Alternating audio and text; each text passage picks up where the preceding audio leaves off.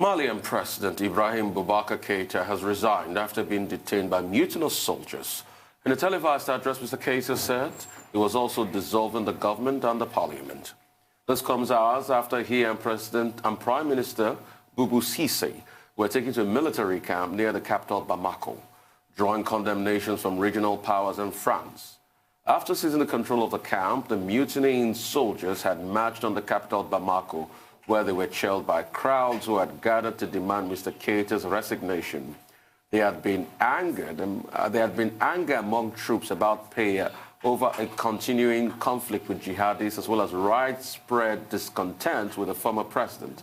Mr. Keïta won a second term in elections in 2018, but there had been anger over corruption, the mismanagement of the economy, and the rise of communal violence in areas of the country.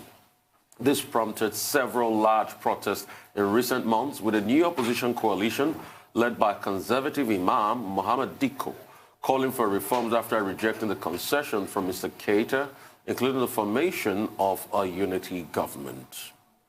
Mali is on fire. Well, you can say that again. This is nothing short of a coup. And it's coming 8 years after the country last saw one in 2012. And like you rightly said in the story, you know, it's also come months after protests led by opposition who have been upset with the results and intervention by the courts in those legislative elections in April in the country. That has also defied, interventions by regional bodies and regional envoys. You'd recall that even former President Goodluck Jonathan, as part of the ECOWAS envoy that has been trying to douse the situation in Mali, there was a one-day intervention meeting, you also recall, during this pandemic when President Muhammad Buhari, left Aso Rock and went and returned. But, this growing discontent among the people of Africa with their government is something that African leaders should pay attention to. It's across the continent. We condemn the overthrow of the government because this is not what we need to see on the continent when countries are moving to democratic practices. And it's good to see that regional powers such as the African Union, the ECOWAS have stepped in. There's been an announcement of a blockade of borders across the country, and also some sort of financial links cut off for now. We expect that there should be a United Nations Security Council meeting later today on this issue. But like I said, African leaders need to smell the coffee. We've seen this in South Sudan, we've seen it in Algeria in recent years, and now in Mali. Sad one, Dr. Abachi. First, what has happened in Mali in the last 24 hours, if I may say so, is condemnable. And it is instructive that the international community, ECOWAS, the United Nations, the African Union, Russia, France, Nigeria, and the entire international community has condemned what is clearly a coup d'etat in Mali. Well, the coupists in Kati, which is near Bamako, where the coup against Toumani Touré occurred also in 2012, claimed that it is a popular insurrection. It is not a popular insurrection. Anything that amounts to a violation of the constitutional order is clearly a military coup d'etat. And I think that the international community must go beyond condemning what has happened to taking clear action. Now, in international diplomacy, the international community will be looking towards ECOWAS to take the lead. And I think when we talk about ECOWAS taking the lead in this regard, we should also talk about Nigeria taking the lead. And I'll break it down as follows. Now, the crisis in Mali, which started well in April after the parliamentary elections, 31 legislative seats, which was purportedly won by the Rally for Mali, led by now former President IBK, Ibrahim Boubacar Keïta, IBK, as is otherwise known, led to this popular uprising. But it probably dates back, further in history, but I'll come to that later.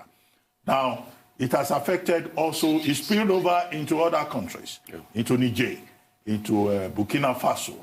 So, and that's one reason why ECOWAS should take a very serious interest in it, because the crisis in Mali, either with regard to terrorism or to the internal crisis within Mali has often affected other African countries, even all the way to Nigeria. And Nigeria also has a strategic interest in Mali because we have a very large Nigerian community in Mali. When we visited Mali in 2013, in fact, it was surprising to discover that it was led by a woman, Mama Mali, you know, large Nigerian community. So President Jonathan, as he then was actively involved at that time. So what is the point I'm trying to make? One, ECOWAS needs to take the lead, and Nigeria has to be part of that lead. I would like to see a situation where ECOMOG is restored and ECOMOG goes to Mali to dislodge those irresponsible elements who have violated the constitutional order in Mali. But you know, of course, ECOMOG was a Nigerian creation. Yeah. That's one leg of it. The second leg of it is that I would like to commend the Nigerian government, the role that President Jonathan and President Buhari have both played in trying to resolve the crisis in that country. You recall that President Jonathan was the ECOWAS envoy, and then later he and President Buhari went there, and they tried to save the situation. But they need to do a lot more. And then the third point is the role of France in this matter. Because in 2012-2013, when Nigeria intervened, even the Malians were giving credit to France, whereas it was Nigeria that provided the leadership. Yeah. But as I said, this is an old problem, the crisis between the northern part of Mali and the southern part of Mali, and the Tuareg problem in Mali. So what to do is to see how peace can be restored and the constitutional order can be maintained in Mali. There isn't enough time. Thank you so much. That's all of the headlines. Take a short break. When we return, we'll talk to the trio, the big trio, Rotos, Michael, Aaron. We'll be right back. Stay with us.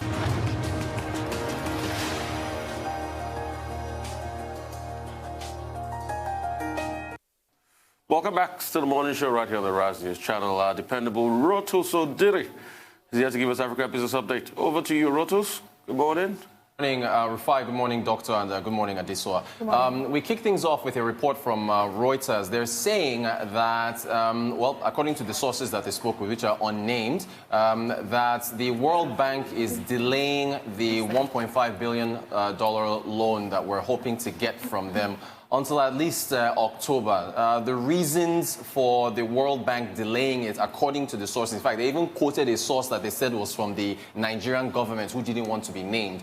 And whoever that person was says that, he said, quote, the World Bank is not satisfied with our reforms. The two particular reforms that they say they're not satisfied with are the removal of fuel subsidies and also the unification of foreign exchange. If you remember, we talked about it last week. Central Bank moved at least on their website, cbn.org, they removed the exchange rate from 360 to 379. Also, we know that the NAFEX rate is about 386 right now, but the parallel market is still at 470. So again, this is a report coming from Reuters saying that it won't be on. In fact, they were supposed to have approved it this month in August, where they're supposed to present the loan to their board, and they're supposed to hopefully give an approval. But as it stands right now, again, quoting unnamed sources, they are not satisfied with the reforms so far, and it looks like it may not be until possibly October before they can make a decision. The ramifications of that is, of course, the FX liquidity. If you look at what's been happening in the market, and Doctor has already talked about this and asked me about this in the past, but if we don't get the funds, then there might be some issues with being able to increase the supply of dollars in the markets to try to bring the gap between the parallel markets and the NAFEX rates, bringing that down together. So we have to wait and see what happens in that regard. To oil and gas, another report from Reuters, still on with unnamed sources, is saying that the Petroleum Industry Bill might be presented to President Buhari over the next few days. Again, unnamed sources. Of course, we know that oil prices have fallen precipitously this year. Companies are moving to renewable energy, and that has placed pressure on investments that we're hoping to bring into this country. On the Global Business Report, we actually reported, I think it was just yesterday, that Chevron is planning on going into Iraq for oil exploration. Iraq, of course, has had a bit of leadership change. Their new prime minister is apparently liked by the Trump administration, is going to visit with President Trump tomorrow. And so as a result of that, the U.S. is actually, urging investments in Iraq as far as renewables and oil and gas is concerned. Now, a number of oil and gas firms, because of what's happened with COVID-19 and the fall in oil prices, they've scaled back on their investments. Chevron, for instance, said that they would reduce global investments by about $4 billion, and they would cut about 15% of their staff. So on top of that, for them to now announce, well, it wasn't really an announcement, it was an exclusive from or rather a news report from the Wall Street Journal, for them to say that they're going into Iraq and they'll be signing a memorandum of understanding with the Iraqi government for oil exploration at this particular time shows you how important it is for reforms that are needed that can attract investment into your market. So we've been on this petroleum industry bill now for 20 years since the Obasanjo administration. They broke it down into 4 pieces: petroleum industry governance bill and the other pieces, in order to have it passed. It's still not signed. So again, Reuters is saying that it might be presented to President Buhari in the next few days. If he signs it, then he sends it off to the National Assembly, and then we go on from there. Shell, Total, other companies are actually waiting to see what happens with regards to this bill. So we'll see if that gets passed. To Access Bank, our sister publication this day is reporting that they've raised about $93 million in a syndicated loan. The loan is from the syndicate, includes the FMO, which is a Dutch development bank. Proparco, they are a French private sector development bank, and then Symbiotics. Symbiotics is an investment firm. They are headquartered in Switzerland. So this is really to support their tier 2 capital facility, and it's well, I couldn't actually put the full thing there, but it's a 10-year non-call, 5-year subordinate debt instrument. And apologies not to get into the technical weeds here, but you just can't call on the loan for over the next 10 years. And if you think about your capital structure of the banks are made up of tier 1 and tier 2 capital. Your capital structure divided by your risk-weighted assets gives you your capital adequacy ratio. I apologize for going into all this. But the central bank, of course, has a 10 to 15% capital adequacy ratio for each of the financial institutions in the country. And so this is meant to just support their tier 2 capital. Subordinated debt is junior debt. If for some reason there is there's a default, if you are an issuer of subordinated debt, you can't collect on assets or collateral for that debt until senior creditors have collected first. But Access Bank, their capital adequacy ratio is healthy. This is just supposed to support them in their flexibility. In fact, we have a quote from Herbert Wigwe, the group managing director, who talked about it, and he says that this is in line with their strategy to deepen Access Bank's footprint in the retail segment, as well as increasingly support local MSMEs, thereby supporting job creation in the Nigerian economy. Oh, by the way, he celebrated his birthday on the 15th, not too long ago. So, that's just, again, just supporting their capital structure with regard to this syndicate loan. The chief executive officer of Proparco, chief investment officer of FMO, they're actually pretty high praise, saying that they were happy to secure this loan for Access Bank, and is doing very well as far as navigating the troubled waters with COVID-19, lower oil prices, and loan defaults on behalf of different segments of the economy. So good words there, and it's a good thing for the bank going forward. Finally, the Central Bank of Nigeria, the GSI, their Global Standing Instruction. There was a webinar on Tuesday that was hosted by the Chartered Institute of Bankers. It was called Non-Performing Loans and Global Standing Instruction Policy, Impact and Insights for Financial Stability. Kevin Amugo, who is the Central Bank Director of Financial Policy and Regulation, he revealed that the GSI, which allows the bank to go to another account of someone who is owing them money and collect from there, has able to collected 50 million naira in 9 days. Of course, if you put it against the 1.6 billion that's being owed, it's a small amount, but he says that it's a step in the right direction, allowing for the central bank to be able to collect funds on those that owe it to them. And they're still working out modalities for corporations. This is still for individuals. Also, their non-performing loans in June are down to 6.4% from 6.6%. So it was good news that was revealed at the webinar attended by the central bank representative.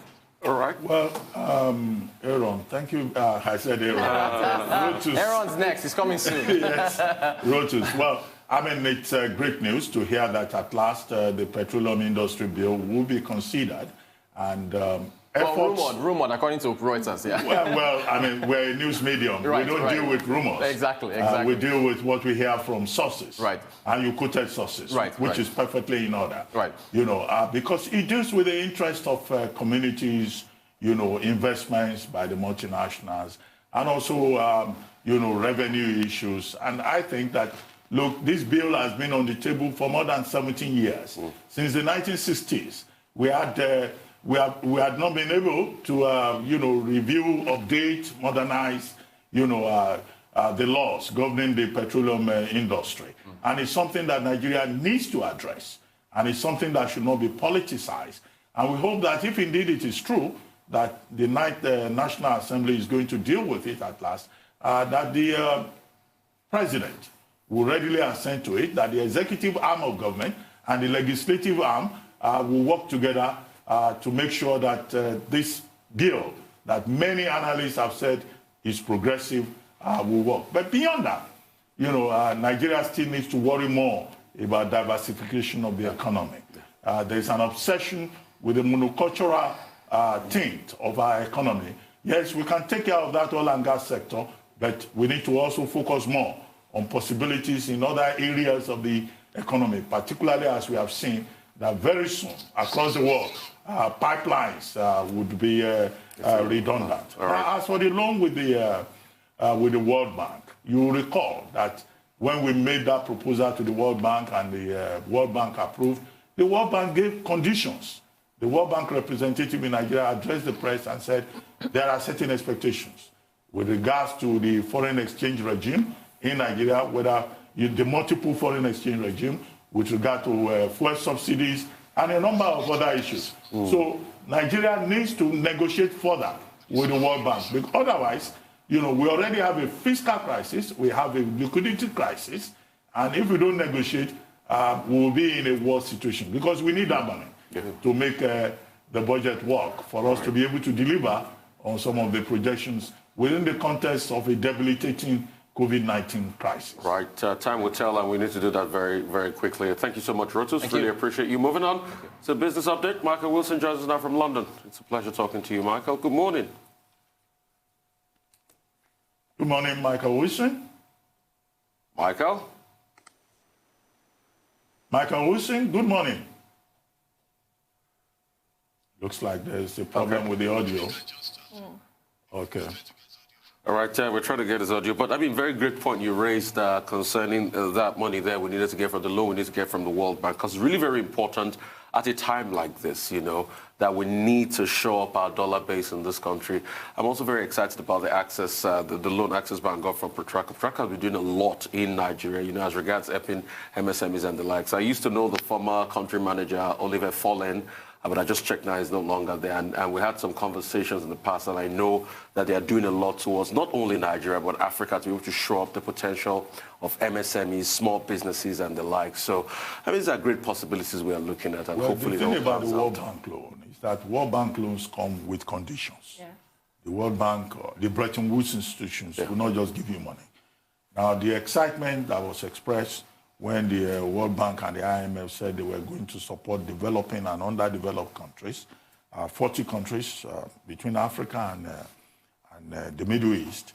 Now, they made it clear that there were certain expectations. Now, those expectations with regard to Nigeria include the removal of fuel subsidies. Yeah.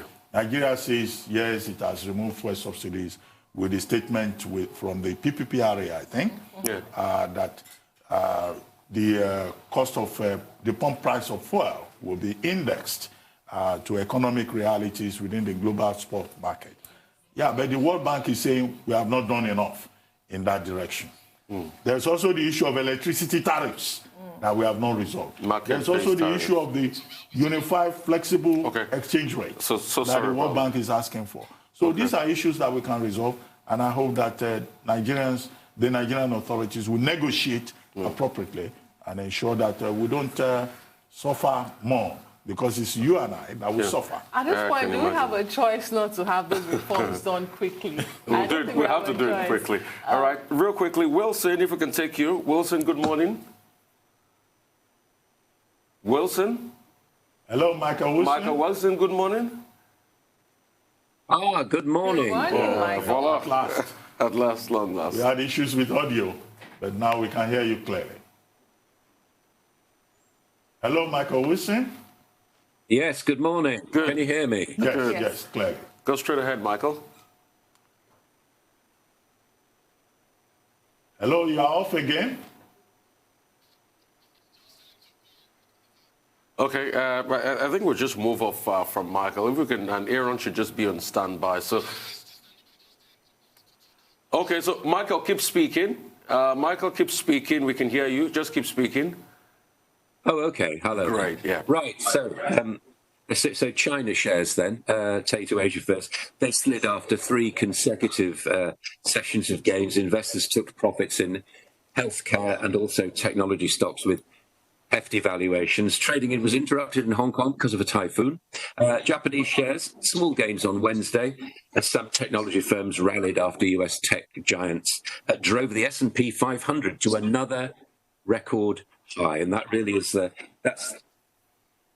that's the actual narrative of what's going on today.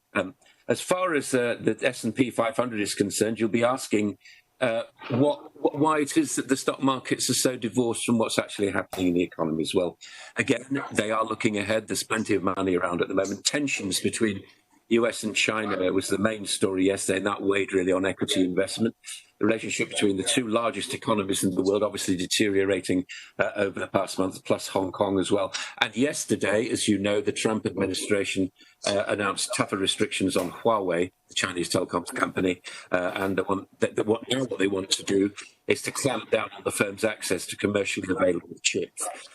US-China standoff basically is different to the trade spat area, and feel as though it's going to be slightly modified as they go into an election, but he has to be very careful because he doesn't want the economy crimped by further restrictions from China before they actually go to meet the voters. US dollar's been descending, fell to a new 27-month low, but Nancy Pelosi, the House Speaker, suggested the Democrats might be able to scale back their demands in an effort to secure an agreement. Here's the interesting economic indicator from the United States. US building permits reading for July was 1.49 million. That's a 6-month high. So something is happening there. And I just repeat those impressive numbers from Home Depot and Walmart and contrast them with what used to be UK royalty in the UK high street. Marks and Spencer lays off 7,000 people because they just didn't get online in order quickly enough. UK inflation jumped to 1% in July, but it will fall back. That was just due to fuel and clothes prices rapidly going up, but that will fall back to almost zero.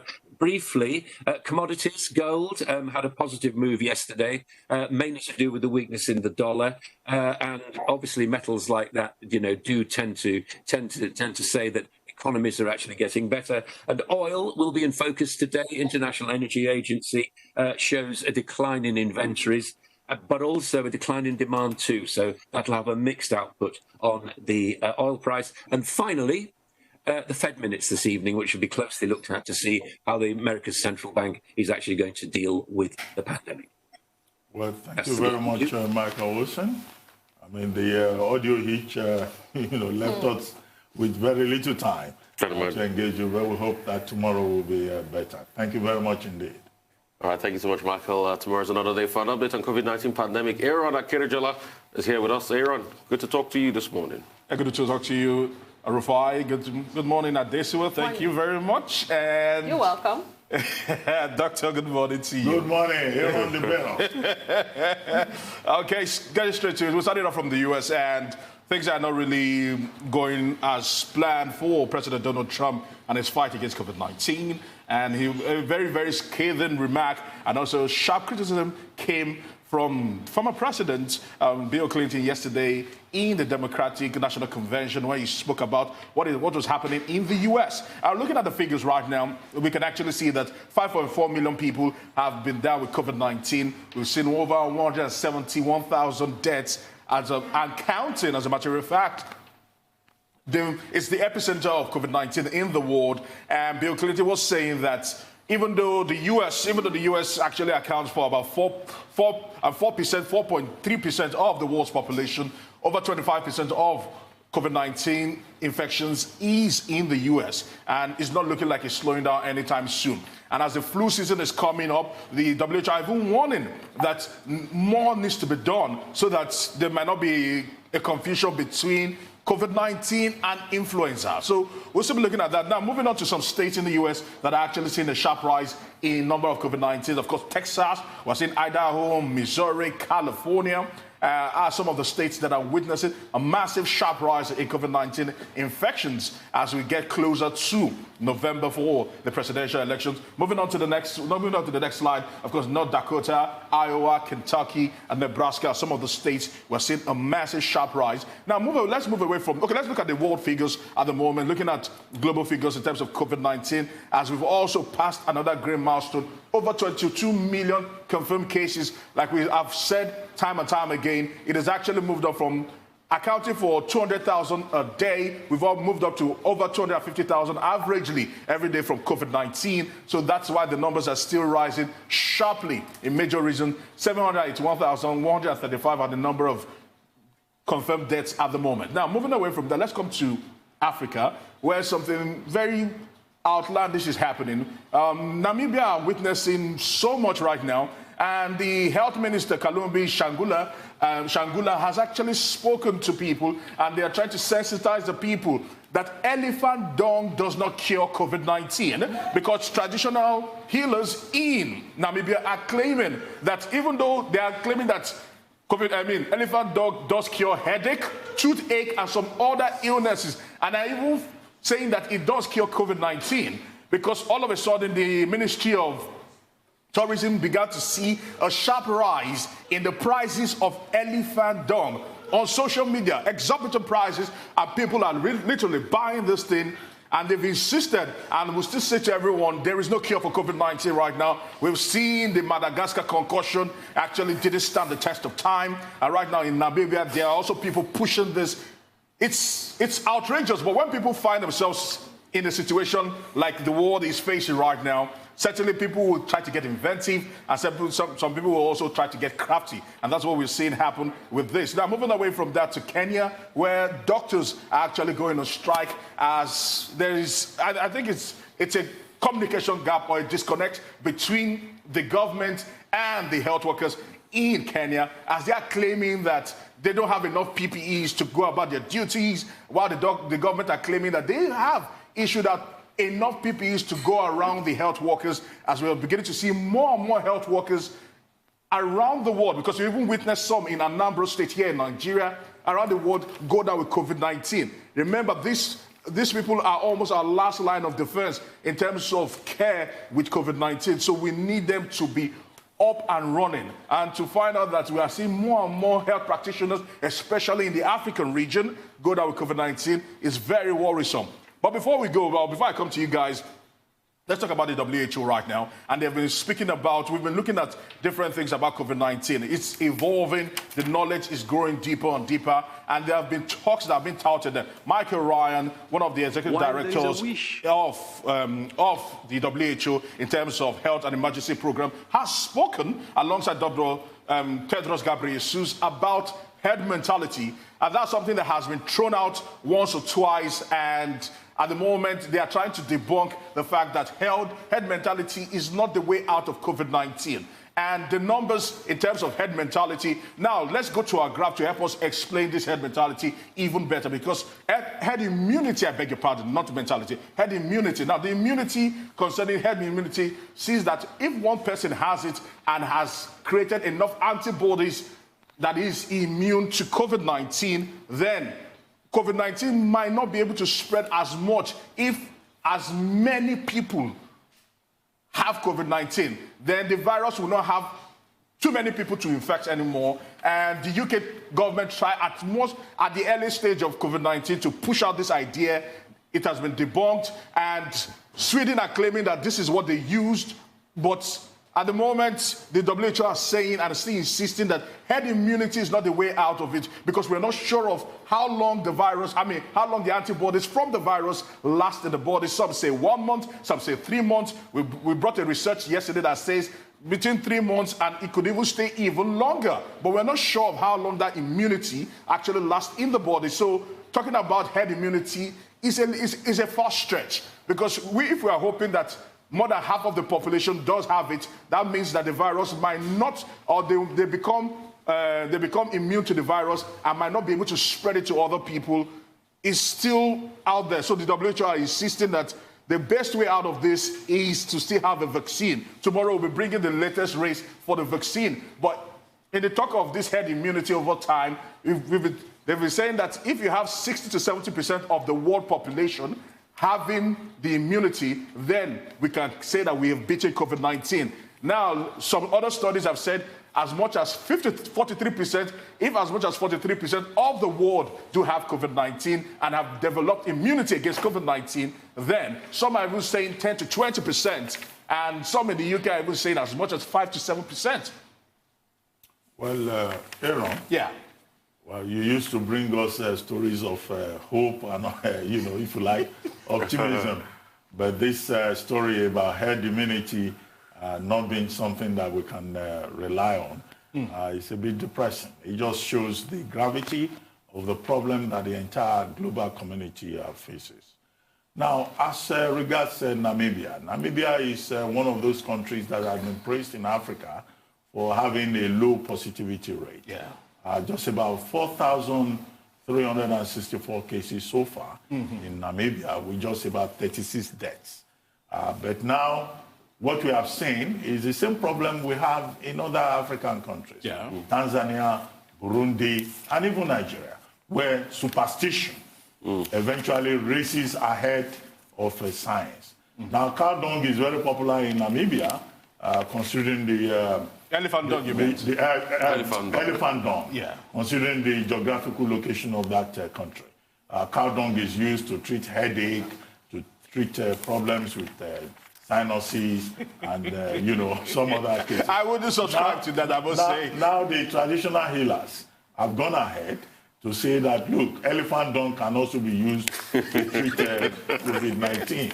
And you have the people on the social media subscribing to it, and elephant dung has become very expensive in Namibia. So it's good that the authorities have recognized the problem, but a lot needs to be done in the area of communication. Yes. And it's not just a challenge for Namibia, it's also a challenge for other African countries where superstition and myths have become part of the problem. In other African countries, it's not elephant dung that we talk about, it's about pastors saying that COVID-19 is not real, or traditional healers saying that they have the solution. But the position, the scientific position as articulated by the World Health Organization, is that there is no cure yet for COVID-19. And that's why the race to get a vaccine is very important. I mean, for me, this is what I think. I think that people are desperate, and then, there are those who are taking advantage of the situation. Exactly. And, you did mention, I think the right word is being crafty. And it's risk communication messages that we need to push out now, beyond those pharmaceutical measures we are talking about. People need to understand that this is even real.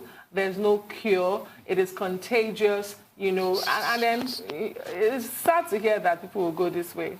I mean, for me, the most important thing is, you said that wasn't optimistic, the news about the herd immunity. But most importantly, what is optimistic for me is the race for vaccine. Australia just had a conversation with AstraZeneca as regards vaccines, ordering vaccine. That's some good news. The Russian trials are still on. Trials are on all over the world. We are still hearing about the Sanofi vaccine. I think that's something we should look at. And hopefully, before September or before the start of the new year, we should have something out. And we should be optimistic. Because once a vaccine comes, definitely a lot of it will be ameliorated. I mean, most diseases in the world... Joe, not to bust your bubble, Rufai, before the entire world will begin to get access to this vaccine, it will take 2021. That's if we get it in 2020. Because we know that there are priorities in terms of who will first get the vaccine or not. Thank you, Aaron. We hope that in Namibia, the people selling elephant dung will be arrested for the illegality that they are promoting.